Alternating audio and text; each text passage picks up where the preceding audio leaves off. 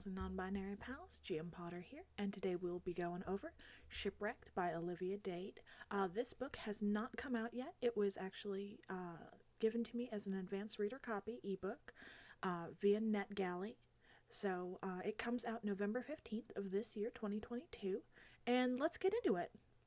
So, should you read this? Have you read any other Olivia Dade books? If you have, you know that her characters are larger than life. Literally, she likes to put a focus on larger plus size protagonists, that her women are usually full figured and unapologetic for it, and I love that. The characters are larger than life, and I like the representation. As a romance novel reader, I often find that characters that look like me don't exist outside of, like, you know, the sassy best friend who's hopeless in love. Like, that's the only one that ever gets to be fat. And fat is not a bad word. The characters actually describe themselves as fat, which is remarkably refreshing. So the characters get to experience different kinds of love and romantic entanglements, and the author makes a point of doing this, that they have interests and insecurities and feelings that aren't tied to their weight, which is just a wonderful, wonderful thing. That it's something other than, well, they're fat. That's the character. Like, they're a real character with an underrepresented body type, and it works. Olivia Dade does an amazing job. This is the third one of her books that I've read. Thank you, Galley, for sending it to me again. This is not sponsored. All opinions are my own. They gifted me the book in exchange for my honest feedback. So, what is the plot?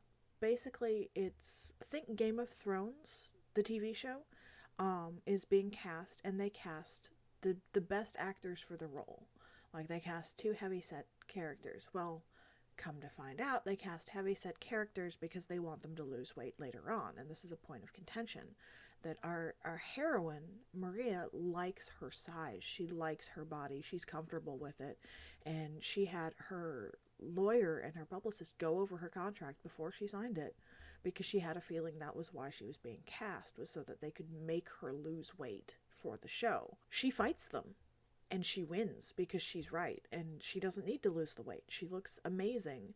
She's a body positivity role model online in this universe, and it goes to show that you can be you, and she maintains her walking away power from the show. She's like, yeah, this is my big break, but if it's not healthy for me mentally and physically, I'm just not gonna do it. And, like, our male character sees this acting job. He's heavier too, which is, you don't often see heavy set male characters in romance writing. Like, you just don't.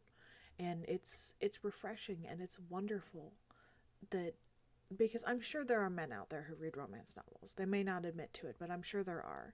And getting them some representation too is important. Like, we always talk about body positivity in terms of female empowerment. And I think that men are usually left out of the discussion and seen as the reason why we need body positivity. Well, they need love too. They need to be told that they're beautiful, they're handsome, they're wonderful the way they are too. And this book does that, and it deals with his insecurities. Yes, he has some insecurities tied to his weight, but his main insecurity is tied to the fact that he sees this acting job as his last chance at stardom, that it's his last chance to really make it big, that he's an older man, which, again, you don't often see. Like, if it is an older man, it's kind of a, like, it's kind of gross, and it's like, well, he's older and he has money, so yeah, I'm going to go with him. Like, no, he's a little older, but he's still got it. And it's really, really well done. It's really well written. The characters feel like real people that you would actually know, that you would actually want to know. And I love Olivia Dade's writing. I read, spoiler alert is really good, and I highly recommend Spoiler Alert. It's deals with the same TV show.